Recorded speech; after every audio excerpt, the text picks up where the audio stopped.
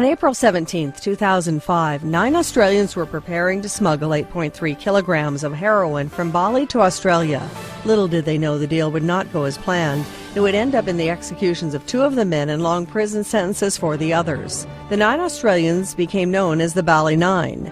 They were a group of misfit types who got caught up in a world that was fed by greed and apparently little understanding of consequence. All the drug mules were sentenced to life in prison in February of 2006, with Renee Lawrence appealing her sentence and getting it reduced to 20 years. On February 14th, an Indonesian court found Andrew Chan and Mayuruan Sukumaran guilty of providing money, airline tickets, and hotels to drug mules. Both men were sentenced to death by firing squad after it was ruled they were the key organizers in the plot to smuggle heroin into Australia and had recruited the drug mules.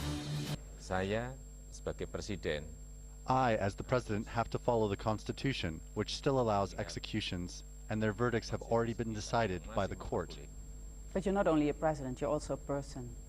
I'm sure you have thoughts about this, you have feelings about this.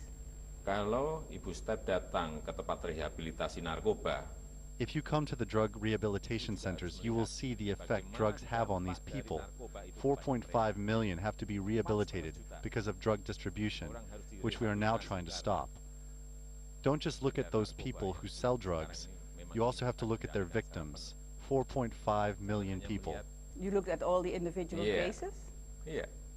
Did you also look at how the people have changed since they've been in prison for a long time? For example, the 2 Australian men are said to be better now. They have been rehabilitated. They are doing good work in prison. I won't see him again, and they're going to take him at midnight and shoot him, and he's healthy, and he's beautiful, and it's a lot of compassion for other people. I'm asking the government not to kill him, please. The President, please don't kill him today. Please don't call out the execution. Please don't kill my son. Visiting Anzac war graves, Australia's Prime Minister made an 11th-hour plea for the lives of Chan and Muran Sukumaran. It is not in the best interests of Indonesia. It is not in accordance with the best values of Indonesia.